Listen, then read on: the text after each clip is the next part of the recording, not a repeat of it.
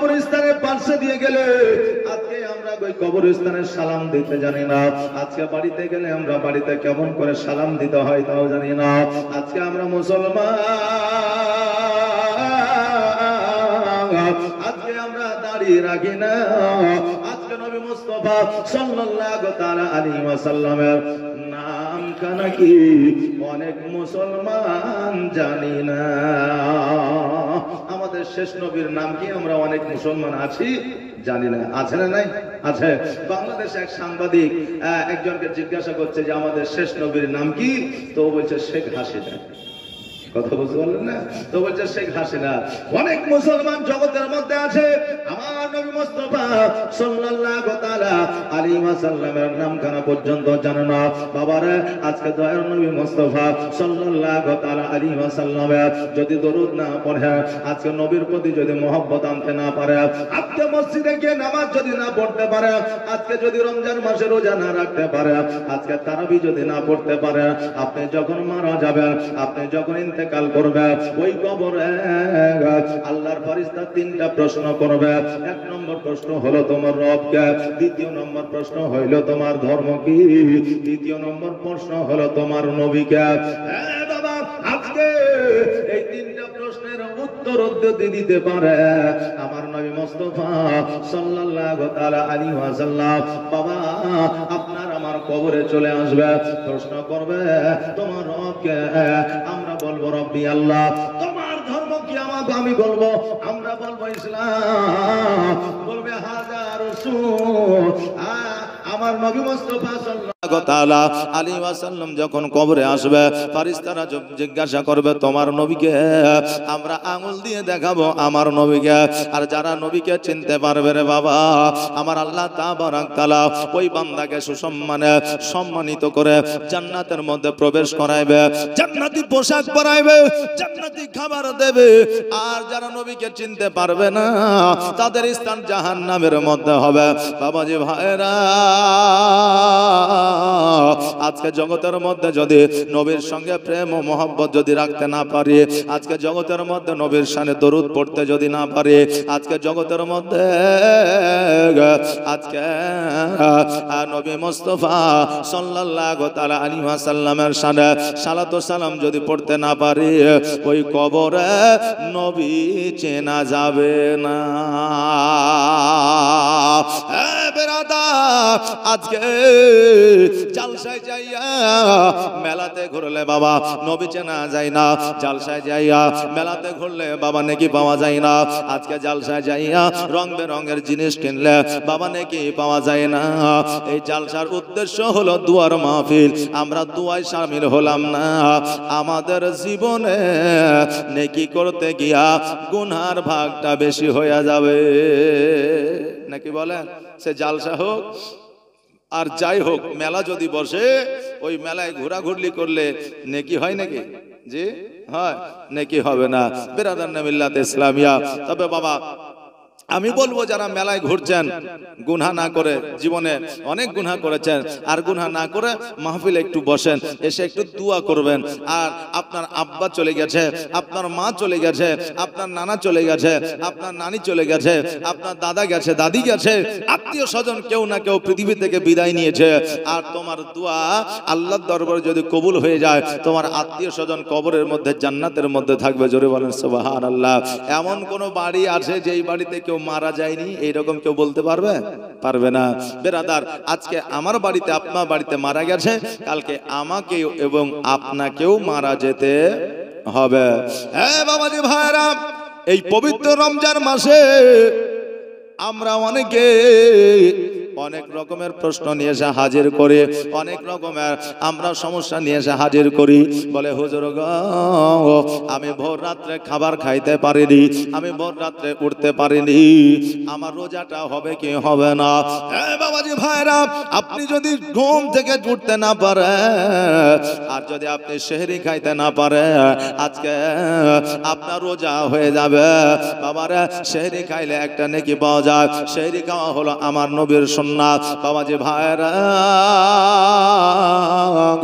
আজকে আমার আল্লাহ তাবারক তাআলা কত বড় নিয়ামত রমজান মাসে দিয়েছে একবার দেখা। আজকে আমরা অন্যান্য মাসে যখন আমরা খাবার খাই, সেটা হয় সকালের খাবার, সেটা হয় দুপুরের খাবার, সেটা হয় রাত্রের খাবার, কিন্তু পবিত্র রমজান মাসে যখন আমরা ভোর রাত্রে খাবার খাই, সেই খাবারটার নাম রেখে দেওয়া হয়েছে সেহরি। আমরা যখন সন্ধ্যাবেলায় খাবার খাই, ওই খাবারটার নাম রেখে দেওয়া হয়েছে ইফতার।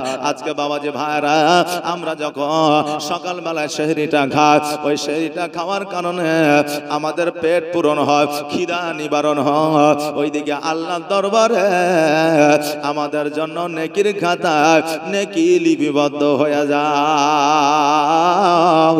আমরা যখন সন্ধ্যাবেলায় ইফতার করি রে বাবা, ইফতারের সময় আমরা যখন ইফতার নিয়ে বসে থাকি, আল্লাহর দরবারে দোয়া করি, আমার আল্লাহ তাবারক তাআলা বলে, হে ফেরেশতা শোনো রে, এই দেখো আমার বান্দারা সম্মুখে ইফতার নিয়ে বসে আছে। আমি যতক্ষণ পর্যন্ত অর্ডার না দিব, আদেশ না দিব, আজকে আজানে ধরে যতক্ষণ পর্যন্ত না হবে, ততক্ষণ পর্যন্ত আজকে আমার বান্দা বান্দি একটা খেজুর খাওয়া তো দূরের কথা, একটু পানি পর্যন্ত পান করবে না। এত পিপাসা লেগেছে, বুকটা যেন শুকিয়ে গেছে, কলিজা যেন শুকিয়ে গেছে, তবু আমি আল্লাহ আমার ভয়ে পানি পান করে না। আল্লাহ যে সময়সীমা, আল্লাহ যে টাইমটা দিয়েছে, ওই টাইমটা যতক্ষণ পর্যন্ত পূর্ণ না হবে, ততক্ষণ পর্যন্ত আমরা বাবা ইফতার করি না। আর ইফতার নিয়ে যতক্ষণ পর্যন্ত আমরা সময়ের জন্য অপেক্ষা করি, আমার আল্লাহ তাবারক তাআলা বলে, এই আমার ফেরেশতারা, আজকে আমার বান্দা বান্দিরা সময়ের জন্য অপেক্ষা করতেছে। এই সময়ের জন্য অপেক্ষার সময়ে আমার বান্দা বান্দির জীবনের সমস্ত গুনাহ খাতা গুলো মাফ করে দে। জোরে বলেন সুবহানাল্লাহ। এই পবিত্র রমজান মাসে প্রথম 10 দিন আমরা যদি আমার নবী মুস্তাফা সাল্লাল্লাহু তাআলা আলাইহি ওয়াসাল্লাম প্রথম কলেমা লা ইলাহা ইল্লাল্লাহু মুহাম্মাদুর রাসূলুল্লাহ সাল্লাল্লাহু তাআলা আলাইহি ওয়াসাল্লাম 100 বার করে যদি পড়ি, আমার আল্লাহ তাবারক তাআলা বলে, বান্দারা আজকে আমার নবীর কালেমা 100 বার করে পড়ার কারণে আমি আল্লাহ তাবারক তাআলা কাল কিয়ামতের দিনে তোমাকে আমি জান্নাতবাসী করব। জোরে বলেন সুবহানাল্লাহ। ও বাবাজি ভাইরা, আমরা যখন অন্যান্য মাসে কোরআন তেলাওয়াত করে একটা আয়াত পড়লে 10টা করে নেকি পাওয়া যায়, পবিত্র রমজান মাসে যখন আমরা কোরআন একটা আয়াত পড়ব 70টি করে নেকি পাবো। জোরে বলেন সুবহানাল্লাহ। বাবারে, অন্যান্য মাসে ফরজ নামাজ পড়লে যতটা সব পাওয়া যায়, পবিত্র রমজান মাসে নফল নামাজ পড়ে তাই ফরজের সমতুল্য নেকি পাওয়া যায়। জোরে বলেন সুবহানাল্লাহ। আল্লাহ তাবারক তাআলা জগতের মধ্যে একটা কিতাব দিয়েছে, যেই কিতাবটার নাম হলো আল কোরআন। যেই কোরআন পড়লেও নেকি হয়, যেই কোরআন শুনলেও নেকি হয়, যেই কোরআন বাড়িতে রাখলেও নেকি হয়, যেই কোরআন মসজিদে দান করলেও নেকি হয়, যেই কোরআন মাদ্রাসায় দান করলেও নেকি হয়, যেই কোরআন তালবে ইলমকে দান করলেও নেকি হয়, ওই কোরআন আল্লাহ তাবারক তাআলা জগতের মধ্যে দিয়েছে। আজকে এই পবিত্র কোরআন যখন মানুষ তেলাওয়াত করে, শুনতে এত সুমধুর লাগে, শুনতে এত ভালো লাগে যে কোরআনের মোরা প্রেমে পড়ে যায়। জোরে বলেন সুবহানাল্লাহ। এই কোরআনুল কারীম পবিত্র রমজান মাসে সকাল বেলা বাবা ফজরের নামাজের পরে পড়বে সূরা ইয়াসিন, সূরা রহমান বা সূরা ফাতিহা থেকে নিয়ে সূরা নাস পর্যন্ত 1 পারা 2 পারা 3 পারা করে পড়বে। আপনি কোরআন পড়ে নেকি পাবেন, এটা তো ঠিকই। আপনি কোরআন পড়লে আপনার নেকির খাতায় নেকি লিপিবদ্ধ হবে, এটা ঠিকই। কিন্তু আপনি যতক্ষণ পর্যন্ত কোরআন পড়বেন, ততক্ষণ পর্যন্ত আপনার পিতামাতা, আত্মীয় স্বজন এদের কবরে নেকি পৌঁছাতে থাকবে। আর আপনার কোরআন তেলাওয়াতের কারণে আমার আল্লাহ তাবারক তাআলা আপনার আত্মীয় স্বজনকে জান্নাতবাসী করবে। জোরে বলেন সুবহানাল্লাহ। এই জন্য পবিত্র রমজান মাসে বেশি বেশি করে কোরআন তেলাওয়াত করবে। ইফতারের পরে যদি সময় পান কোরআন তেলাওয়াত করবেন, যদি সময়টা না পান তারাবি পড়বে। তারাবি পড়ার পরে নইলে 1 পারা পড়ে তারপরে আপনি বিছানায় যাবেন। সকালবেলা আবার পুনরায় ফজরের নামাজের পরে পড়তে পারেন, আগেও পড়তে পারেন। রমজান মাসে যত বেশি বেশি করে আমল করবেন, বেশি বেশি করে নেকি পাওয়া যাবে, তবে সব চাইতে বেশি সবের কাজ হলো লাইলাতুল কদরের রাত্রিতে ইবাদত করা আর আল্লাহর কোরআন তেলাওয়াত করা। জোরে বলেন সুবহানাল্লাহ। এই কোরআন এমন রে বাবা, এই কোরআন অতীতে যারা শুনেছে, যাদের কানে পৌঁছে গেছে, তারা অন্যান্য ধর্মের মানুষ ছিল, ইহুদি নাসারা কাফের বেদে বাবারে, তারা আল্লাহর কোরআনের আওয়াজ শোনার পরে তারা আপনার নিজের ধর্ম ত্যাগ করে নবীর কালমা পড়ে মুসলমান হয়েছে। জোরে বলেন সুবহানাল্লাহ। কোরআন আমার নবী মুস্তাফা সাল্লাল্লাহু তাআলা আলাইহি ওয়াসাল্লাম তেলাওয়াত করেছে। এখনো পর্যন্ত মোবাইলে বলে, আর জালসায় বলে, আর বাবা হাজী সাহেব বলে, আর বাবা মুসল্লি বলে, ইমাম সাহেব বলে, যখন কোরআন তেলাওয়াত করে ওই কোরআনের আওয়াজটা যখন কানের মধ্যে আসে, মনে হয় আমাদের শরীরের মধ্যে একটা নতুন কিছু যেন আপনার আসলো, আল্লাহর তরফ থেকে আমাদের শরীরের প্রতি যেন রহমত বর্ষিত হইল। জোরে বলেন সুবহানাল্লাহ। কোরআনের আওয়াজ শুনলে দেখবেন মনটা বাবা শীতল হয়ে যায়। আর কোরআন যখনই শুনবেন তখনই ভালো লাগে, না লাগে না? যে কোরআনের আয়াত বাবা কোনোদিন পুরনো হয় নাই, কারো কাছে হবে না, কিয়ামত পর্যন্ত হবে না। জোরে বলেন সুবহানাল্লাহ। এই জন্য পবিত্র রমজান মাসে বেশি বেশি করে কোরআন তেলাওয়াত করবেন। বাবাজি ভাইরা, আমরা যখন রমজান মাসে রোজা করব, তারাবি পড়তে যাব, অনেকে চিন্তা করে আমি তো তারাবি পড়তে যেতে পারি না, আমার রোজাটা কি হবে, আমার রোজাটা কি হবে। অনেক বাপজিরা আছে বাবা বিড়ি খাওয়ার জন্য রোজা রাখে না, অনেকে আছে খিদা সহ্য করতে পারে না বলে খিদা আপনার রোজা রাখে না, অনেকে আছে তারাবি পড়তে যেতে পারে না বলে রোজা রাখে না। আছে না নাই? আচ্ছা বাবারে, তারাবিটা হলো আলাদা, রোজা হলো আলাদা। রোজাটা হলো আমাদের জন্য ফরজ। আপনি রোজা রাখবেন, যদি তারাবিতে পৌঁছাতে না পারে এই জন্য আপনার রোজা হবে না, এটা নয়, এটা নয়, আপনার রোজা হয়ে যাবে। কিন্তু তারাবিতে যদি আপনি না যান, আপনি যে নেকি আপনি অধিকারী হইতে অতটা নেকি আপনি পাবেন না। তবে কারণবশত যদি আপনি তারাবিতে যাইতে না পারে, আপনার রোজা ভঙ্গ হয়ে যাবে। এটা কোনো মশলা মাসাইল নয়। বাবাজি ভাইরা, আপনি আমি চেষ্টা করব তারাবিতে যাওয়া। বাচ্চা কাচ্চা ছোট ছেলেরা তারাবিতে যায় না, যায় না? তারাবিতে যায়, তাদেরকে সহানুভূতি দিবে, তাদেরকে আপনি বেশি বেশি করে মসজিদে নিয়ে আসার জন্য আগ্রহ দেখাবে।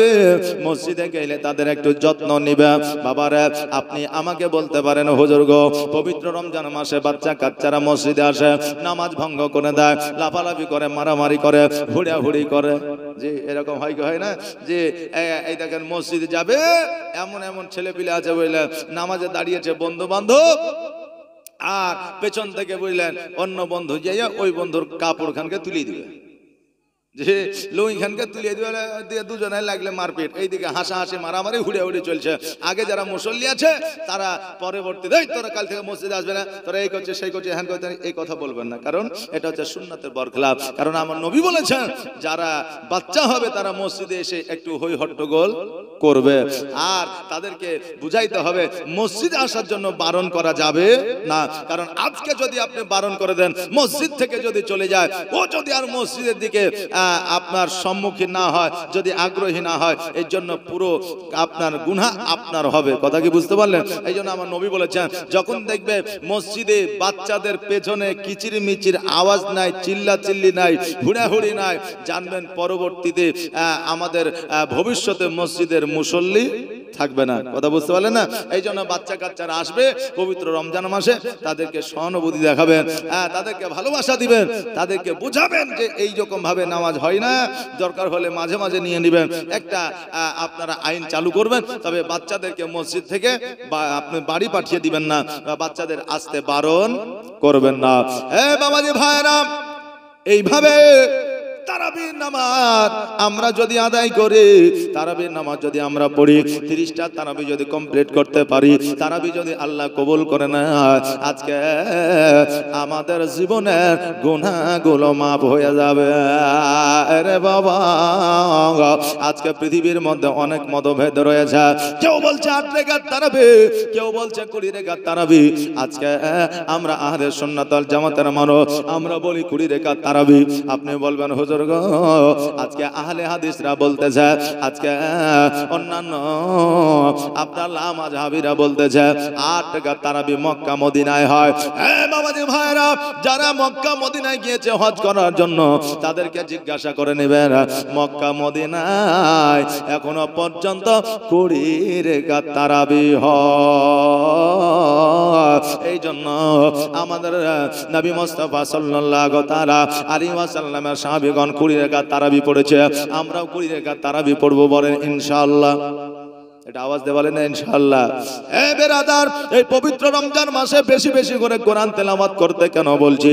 কারণ আমার নবী মুস্তাফা সাল্লাল্লাহু তাআলা আলাইহি ওয়াসাল্লাম পবিত্র রমজান মাসে কোরআন তেলাওয়াত, তোমার মতো এত ভালো, তোমার মতো এত ভালো কেউ তো আমায় বাসে না, তাই তো নবী আমি তোমার দিওয়ানা, তাই তো রসুল আমি তোমার দিওয়ানা, তোমার মতো এত ভালো, তোমার মতো এত ভালো কেউ তো আমায় বাসে না, তাই তো নবী আমি তোমার দিওয়ানা, তাই তো রসুল আমি তোমার দিওয়ানা। ও কি শুনেছি কিতাবের লেখা,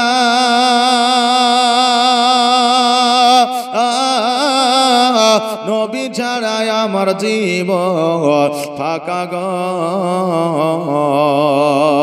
ও কি শুনেছি কিতাবের লেখা, নবী ছাড়াই আমার জীবন ফাঁকা গো। নবীজিকে ভালো না বাসিলে, নবীজিকে ভালো না বাসিলে আল্লাহ পাওয়া যাবে না, তাই তো নবী আমি তোমার দিওয়ানা, তোমার মতো এত ভালো, তোমার মতো এত ভালো কেউ তো আমায় বাসে না, তাই তো নবী আমি তোমার দিওয়ানা, তাই তো রসুল আমি তোমার দিওয়ানা। ও কি শুনেছি কিতাবের লেখা, নবী ছাড়াই আমার জীবন ফাঁকা গো। নবীজিকে ভালো না বাসিলে, নবীজিকে ভালো না বাসিলে আল্লাহ পাওয়া যাবে না, তাই তো নবী আমি তোমার দিওয়ানা, তাই তো রসুল আমি তোমার দিওয়ানা।